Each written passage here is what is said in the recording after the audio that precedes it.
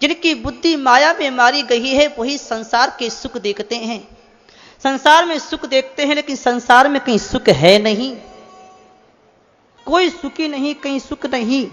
संसार का सुख तो ऐसा दिखता है जैसे कि हिरण को रास्ते में दूर से पानी दिखता है लेकिन पानी है नहीं।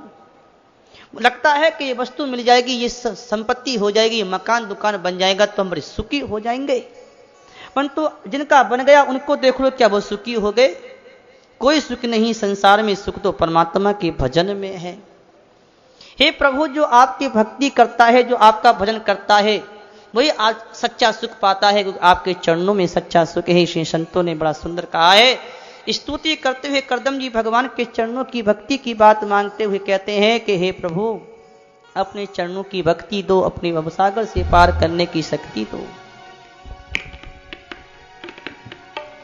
दशा मुझ दीन की भगवन संभालोगे तो क्या होगा। दशा मुझ दीन की भगवन संभालोगे तो क्या होगा।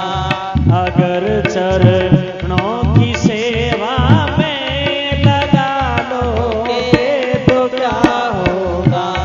अगर चरणों की सेवा में लगा लोगे तो क्या होगा।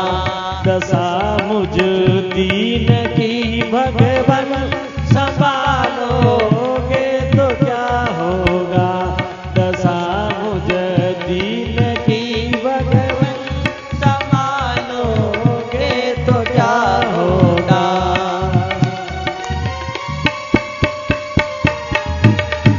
जोर से दोनों हाथों से ताली बजा करके भगवान से प्रार्थना करें।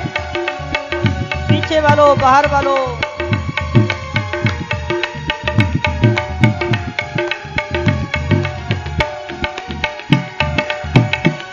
मैं नामी पाप की हूँ और नामी पाप हर हो तुम, और नामी पाप हर हो तुम। मैं लज्जा दोनों नाम की, ये लज्जा दोनों नाम की बचा लोगे तो क्या होगा। दशा मुझे दीन की भगवन संभालोगे तो क्या होगा। दशा मुझ दीन की भगवन संभालोगे तो क्या होगा। अगर चरणों की सेवा में लगा लोगे तो क्या होगा। अगर चरणों की लगा लोगे तो क्या होगा। दोनों हाथों से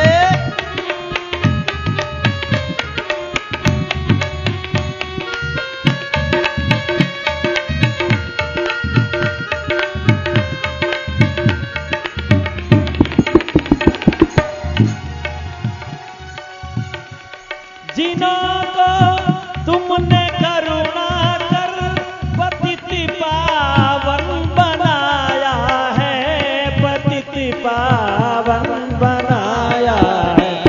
जिनको तुमने कृपा कर पतित पावन बनाया है, पतित पावन बनाया है। उन्हीं पतितों को तुम पावन बना लो, ये तो क्या होगा। उन्हीं पतितों को तुम पावन बना लो, ये तो क्या होगा। दशा मुझ दीन की भगवन संभालोगे तो क्या होगा। दशा मुझ दीन संभालोगे तो क्या होगा। जोर से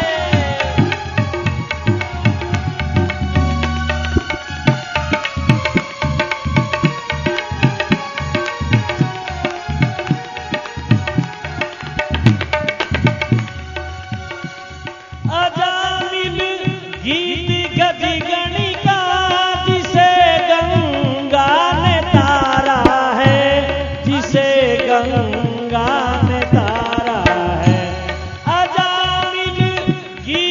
रजगणिका जिसे गंगा ने तारा है, जिसे गंगा ने तारा है, उसी में बिंदु सा पापी, उसी में बिंदु सा पापी मिला लोगे तो क्या होगा, उसी में बिंदु सा पापी मिला लोगे तो क्या होगा। दशा मुझ दीन की भगवन संभालोगे तो क्या होगा, अगर चरणों की सेवा में लगा लोगे तो क्या होगा, अगर चरणों की सेवा में लगा लोगे तो क्या होगा। दशा मुझ दीन की भगवन संभालोगे तो क्या होगा, संभालोगे तो क्या होगा, संभालोगे तो क्या होगा। बोलिए आनंद कंद भगवान की जय हो। इस प्रकार से करदम जी भगवान की चरणों की भक्ति मांगते हैं और कहते हैं कि भवसागर से पार जाने के लिए आपके चरण जहाज के समान हैं। जिनकी बुद्धि संसार में लगी है वो संसार में सुख देखते हैं, माया में फंसे हैं। हे प्रभु, अब मैं क्या करूं, आप बताइए। ऐसा कौन सी कन्या के साथ विवाह होना चाहिए जिससे कि मेरा आपके भजन भी बनता रहे और अगस्त का पालन भी हो जाए और पिता की आज्ञा का पालन हो जाए। भगवान ने कहा, करदम जी परसों तुम्हारे यहां मनु जी आएंगे, उनकी कन्या देवहूति है, उनके साथ आपका विवाह हो जाएगा और तुम्हारे यहां 9 कन्याओं का जन्म होगा और मैं भी तुम्हारा पुत्र बनकर के आऊंगा और सांख्य शास्त्र का प्रचार करूंगा। ऐसा जब कहा और कहकर के भगवान चले गए और करदम जी आश्रम पर बैठ के तपस्या करते हैं। मनु जी महाराज अपनी कन्या देवहूति और शतरूपा के साथ रथ में बैठ के तीसरा दिन हुआ तो घूमते घूमते करदम जी के आश्रम पर आ गए। करदम जी को देखा तो मन में आई कि अरे देखो तो करदम जी की तपस्या बड़ी उत्तम है, तेज चमक रहा है, मेरी कन्या के योग्य वर तो यही ठीक है। आश्रम में चले गए। करदम जी देखे कि भगवान के कहने के अनुसार करदम जी देखते हैं कि मनु जी आए तो 3 आसन लगाए।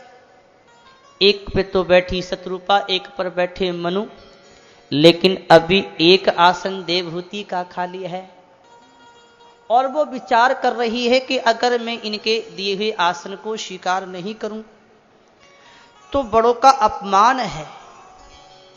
और मुझको बता चुके हैं नारद जी कि ये करदम जी हैं, इनके साथ विवाह होगा और ये मेरे पति हैं और स्त्री का धर्म है कि पत्नी को पति के सामने ऊंचे आसन पर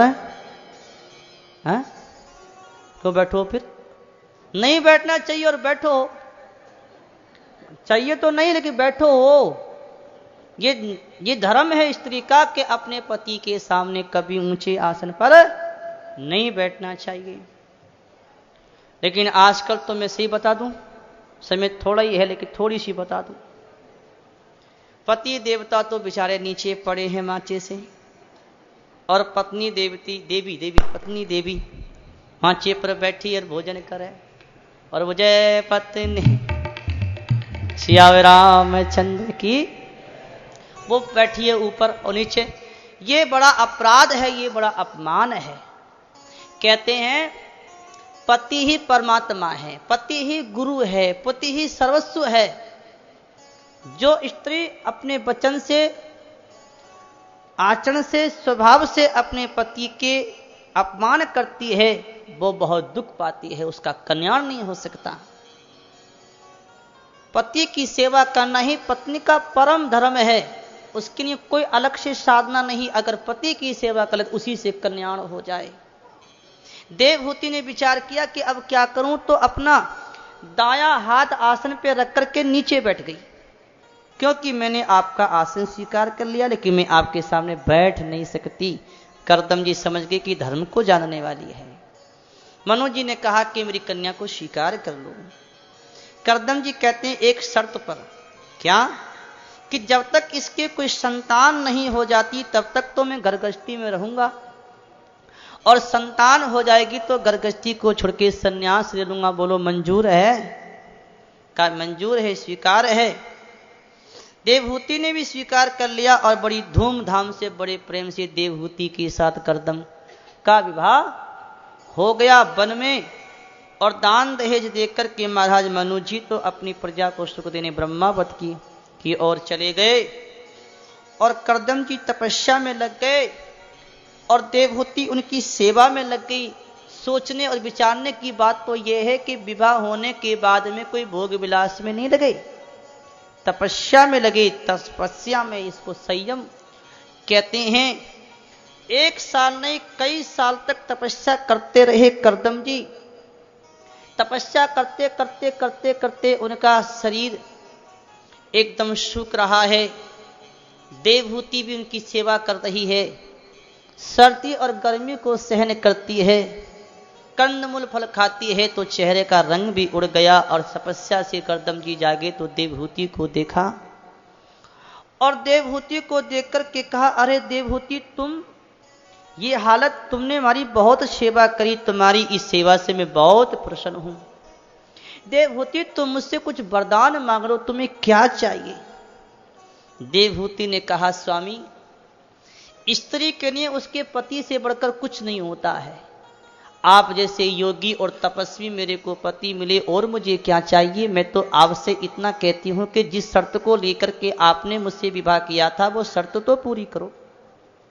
कहा ठीक है देवहूति, जाओ सरोवर में स्नान करो।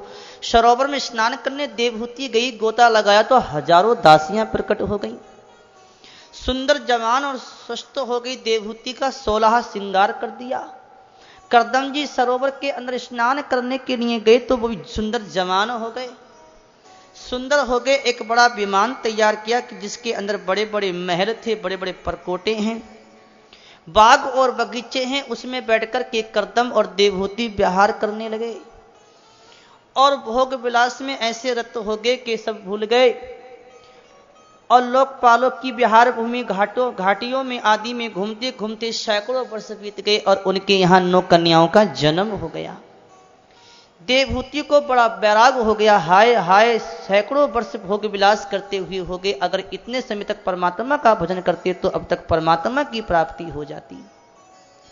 माता देवहूति बड़ी दुखी हुई। करदम जी ने विचार किया, मैं तो सोचा था कि एक भी संतान होगी तो संन्यास ले लूंगा, लेकिन यहां तो 9 कन्याएं हो गई, अभी तक बाबा जी नहीं बने। उठा के कमंडल और पहन के साधु के कपड़े, और करदम जी चल दिए बाबा जी बन के।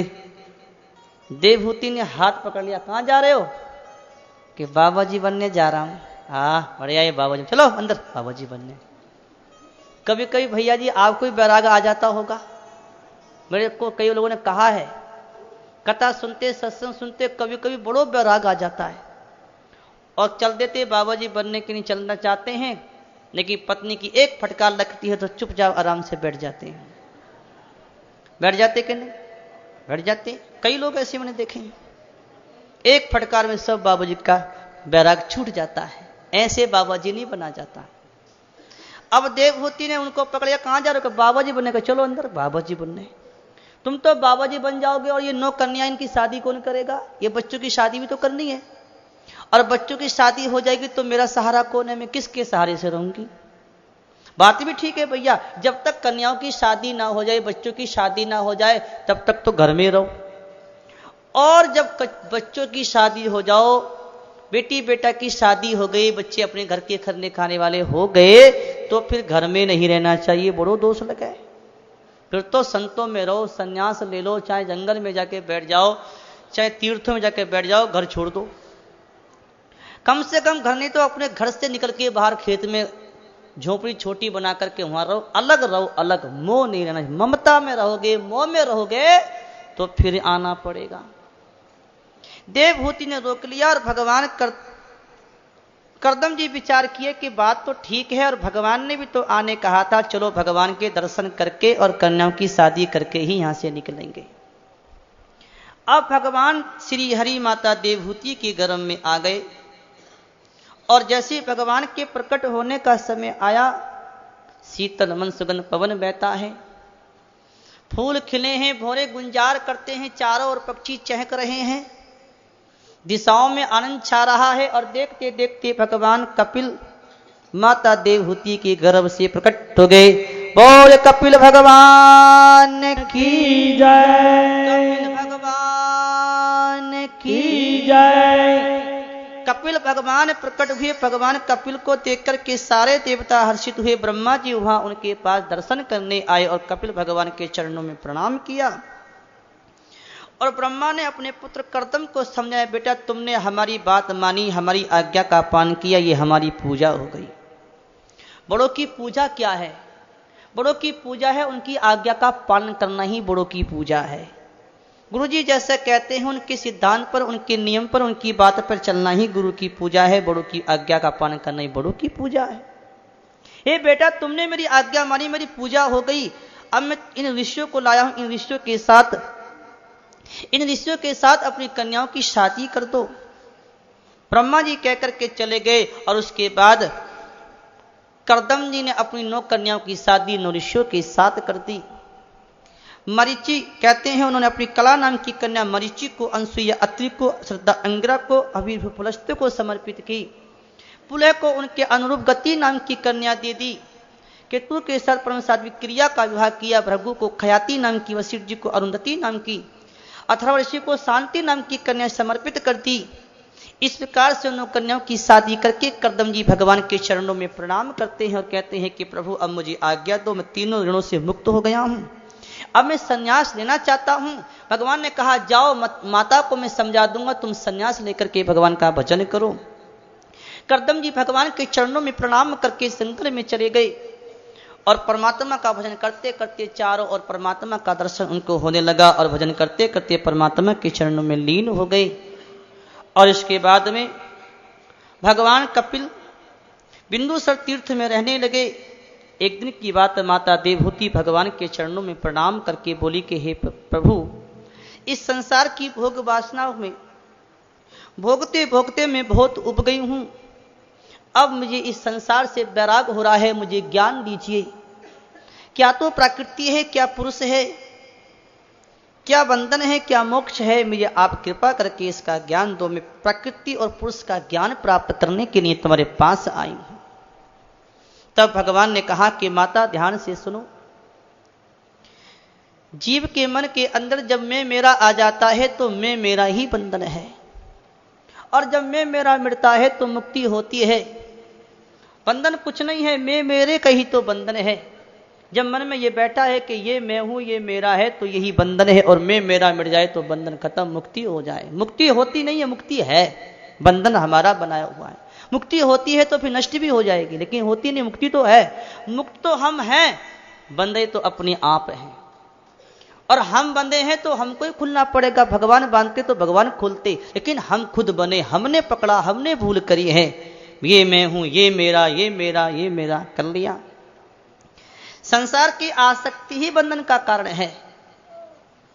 संसार की आसक्ति माने नाशवान चीजों के प्रति जो एक आकर्षण है, यही आसक्ति है। और जिस संसार की आसक्ति हट करके और संतों में, सत्संग में अगर आसक्ति हो जाए तो मुक्ति हो जाती है, मुक्ति का कारण बन जाती है। भगवान कहते हैं कि माता में भक्ति के बस हूं, मेरी भक्ति ही सबसे बड़ा सार है। माता ने कहा तो भक्ति का स्वरूप क्या है प्रभु, भक्ति का स्वरूप बताइए।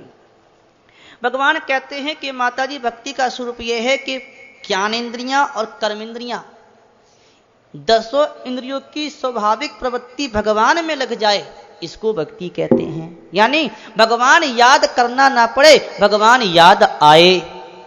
जैसे गोपियों को भगवान याद आते हैं, घर में बैठती हैं तो कन्हैया याद आते हैं, जंगल में गोपियां जाती हैं तो कन्हैया याद आते हैं, माखन बेचती हैं तो वो कहती हैं माखन ले लो, नहीं कहती कन्हैया ले लो, कन्हैया, उनको कन्हैया याद आवे। स्वतः स्वाभाविक अपने आप याद आता है, वो सबसे उत्तम भक्ति है। ज्ञानेंद्रियां कर्मेंद्रियों की स्वाभाविक प्रवृत्ति भगवान में लगे ही सबसे उत्तम भक्ति है। सत्यमूर्ति श्री हरि के प्रति स्वाभाविक प्रवृत्ति वही भगवान की अहेतु की भक्ति है, और भक्ति ऐसी है कि मुक्ति से बढ़कर है। भगवान कहते हैं कि हे माता, मेरे भय से वायु चलती है, मेरे भय से सूर्य तपता है, मेरे भय से इंद्र वर्षा करता है, अग्नि जलाती है, मेरे ही भय से मृत्यु अपने काम में प्रवृत्त होती है, और मैं भक्ति के बस हूँ, मुझे भक्ति से ही प्राप्त किया जा सकता है। इसके बाद भगवान ने माता को तत्वों की संख्या बताई। कहते हैं कि पृथ्वी जल तेज वायु आकाश पंच महाभूत, 5 तन्मात्राएं, 10 इंद्रियां, मन बुद्धि चित्त अहंकार, इस 24 तत्व को प्रकृति कहते हैं। 25वां तत्व परमात्मा कहलाता है। इस प्रकार से 24 तत्व बताए। माता ने कहा कि प्रकृति और पुरुष के विवेक से मोक्ष की प्राप्ति कैसे होती है, आप कृपा करके बताइए। प्रकृति पुरुष के बिना कभी रह नहीं सकती। पुरुष तो प्रकृति के बिना रह सकता है, लेकिन प्रकृति पुरुष के बिना नहीं रह सकती। तो प्रकृति जब तक अलग नहीं होती, संबंध विच्छेद नहीं होगा, तब तक जीवन मुक्ति कैसे होगी? आप कृपा करके इसको समझा करके बताइए, प्रकृति और पुरुष के विवेक से मुक्ति कैसे होती है। भगवान कहते हैं, माता जी ध्यान से सुनो कि रात को हम सोए और सपना देखा। क्या सपना देखा कि बड़े राजा बने बैठे हैं, चारों ओर सैनिक हैं। अचानक क्या हुआ कि हमारे ऊपर किसी राजा ने आक्रमण कर दिया, हमने भी आक्रमण कर दिया, घमासान युद्ध हुआ, घायल हो गए, बड़े खून बह रहा है, घायल हो रहा है, घायल हो गए। सपना देख रहे हैं रात में, और हम राजा बने, घायल हो गए। आंख खुली तो, और आंख खुली तो ना कोई घाव है, ना कोई राजा है, ना खून है, कुछ नहीं, ना लड़ाई ना झगड़ा। देखा तो कमरे में सो रहे हैं। तो अब देखिए, सपने की बातें तो याद हैं, लेकिन ना कोई चिंता है, ना कोई भय है, ना कोई दुख है, ना कोई शोक है, बातें सब याद हैं। तो ऐसे ही जब तक अज्ञान है, जब तक अज्ञान है तब तक ही बंधन है, और जब अज्ञान मिट जाए, यानी सपना खुल गया, तो देखा तो मुक्ति ही है।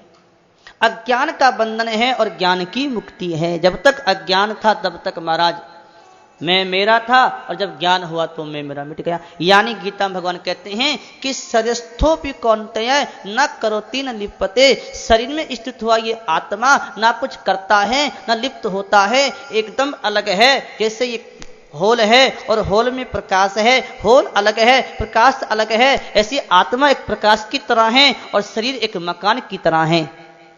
लेकिन प्रकाश मकान में ही है, आत्मा शरीर में ही है, शरीर से अलग है।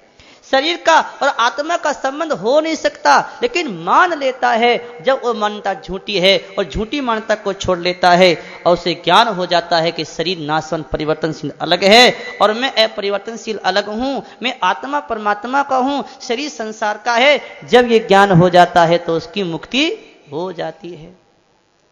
ऐसे बड़ा सुंदर ढंग से भगवान समझाते हैं।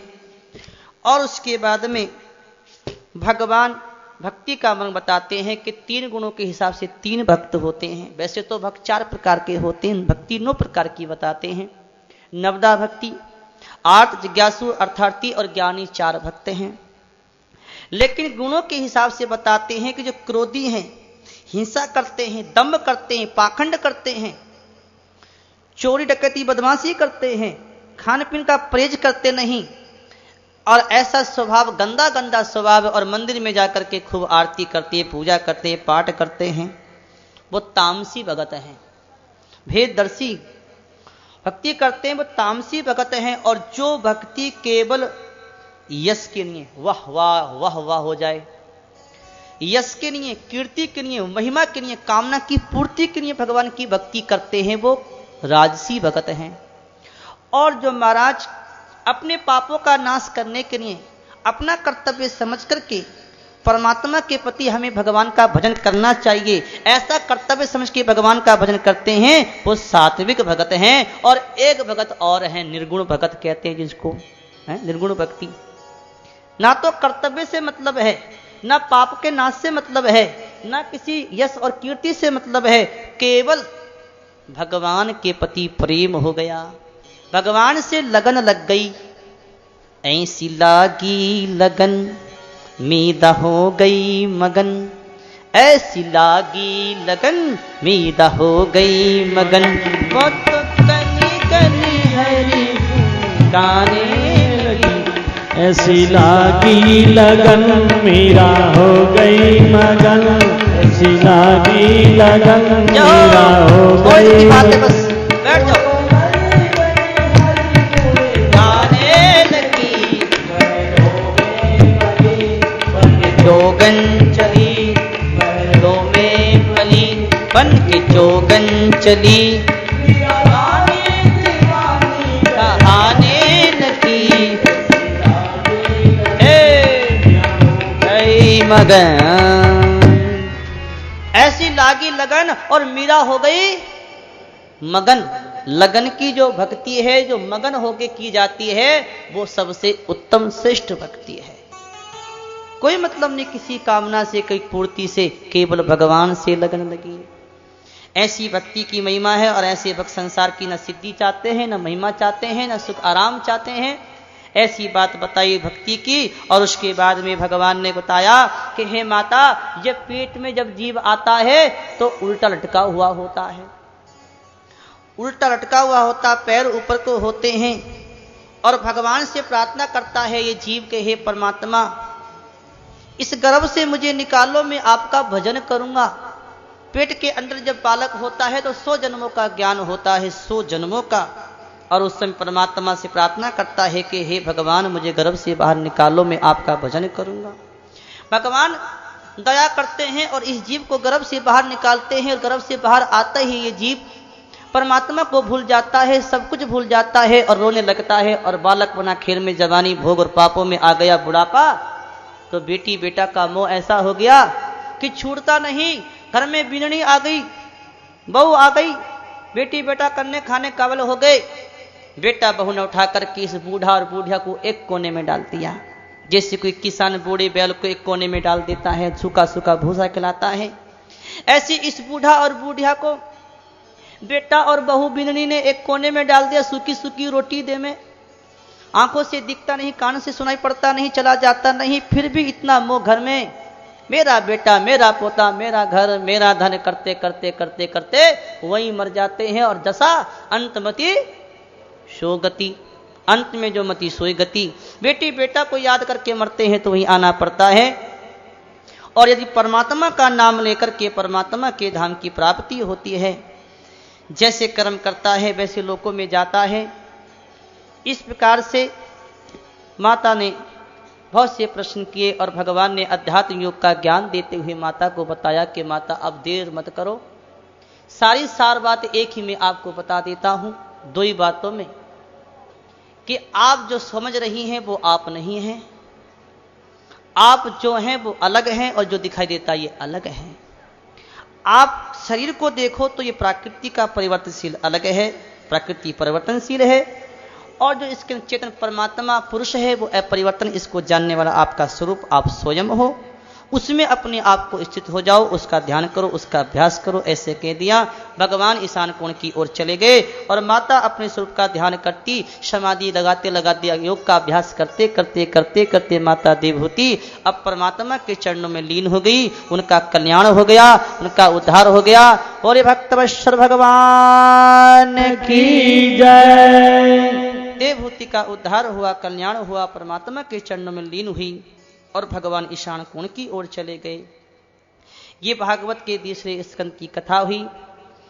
कपिल देवहूति का संवाद अध्यात्म गुण योग का गुण रहस्य है। जो भी इसका श्रवण करता है, वर्णन करता है, भगवान की भक्ति को प्राप्त करता है। आज की कथा 3 स्कंद तक की हुई और आज की कथा को यहीं विश्राम देते हैं और